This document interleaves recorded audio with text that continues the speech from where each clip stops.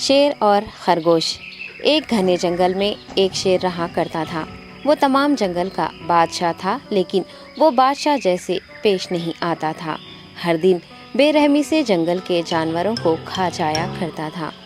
شیر کے خوف سے جنگل کے جانور چھپ جایا کرتے تھے اور خود اپنی بھوک و پیاس کو مار کر سخت مشکلات سے دوچار ہونے لگے تھے۔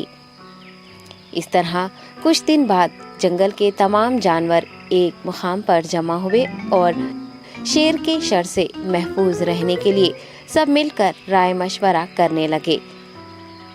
سب نے اپنی اپنی بات رکھی اور آخر میں ایک گیدڑ نے کہا، میرا خیال ہے کہ ہم روز شیر کے ہاتھوں مرنے کے بجائے ہم خود ایک بار شیر کے پاس چلے جائیں۔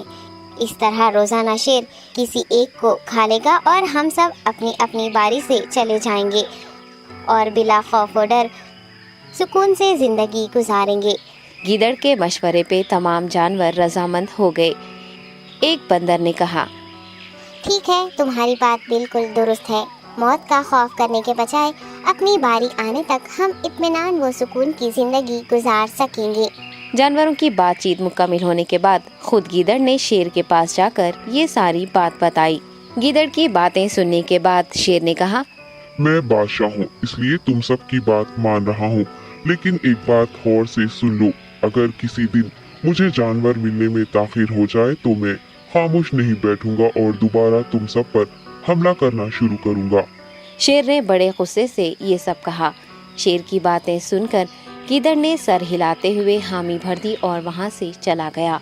اس دن کے بعد ایک ایک جانور بلا ناغہ اپنی اپنی باری کے مطابق شیر کے پاس جانے لگے اور شیر سکون سے اپنے پاس آنے والے جانوروں کو مار کر اپنی بھوک مٹانے لگا۔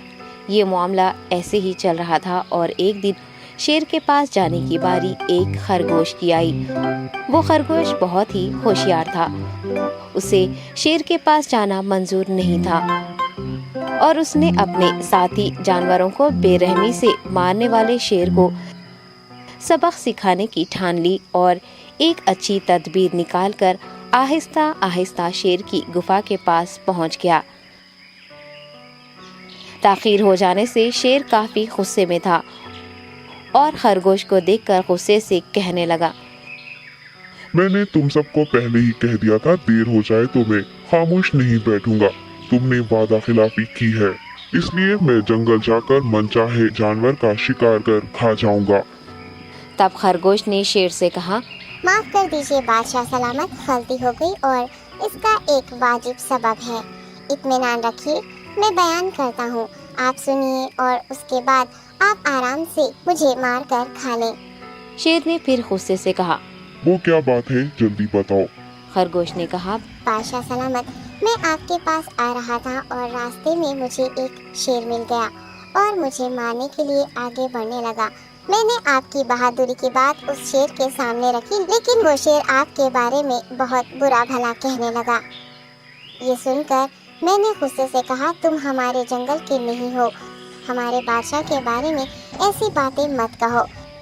یہ سن کر وہ شیر مجھ پر حملہ کرنے کے لیے تیار ہو گیا۔ یہ دیکھ کر میں نے کہا، تم مجھے مارو گے تو ہمارے بادشاہ تمہیں ہرگز نہیں بخشیں گے۔ تب اس شیر نے کہا، تمہارا بادشاہ میرا کیا کر لے گا؟ میں نے کئی ہاتھیوں کو اپنے پنجے سے مار گرایا ہے، تمہارا بادشاہ ہو یا کوئی اور ہو، میرے ہاتھوں بچ نہیں سکتا اور میرے سامنے کوئی ٹک نہیں سکتا، میں اسے ختم کروں گا۔ یہ سب بدتمیزی کرنے لگا۔ میں نے اس شیر سے کہا، تم ہمارے بادشاہ سے آ کر بات کرو۔ تب اس نے فخر سے کہا، میں کیوں آؤں؟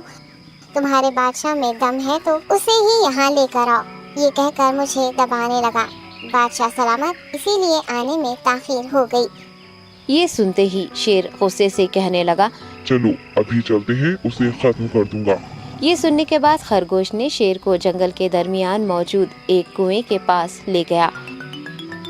خرگوش نے کہا، بادشاہ اس کے اندر دیکھیے، وہ وہاں آپ کا بے صبری سے انتظار کر رہا ہے، آپ اسے اچھا سبق سکھائیے۔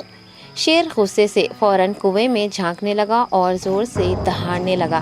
تب دوسری جانب سے بھی دوسرا شیر دہاڑتا ہوا محسوس ہونے لگا۔ तब खरगोश ने कहा, देखिए उसे कितना फख्र है, आपको कैसे नीचा दिखा रहा है। ये कहकर वो शेर को जोश दिलाने लगा।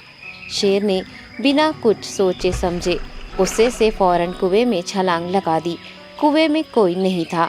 शेर पानी में हाथ पैर मारता कुएं से निकल नहीं पाया और कुएं में ही उसने दम तोड़ दिया।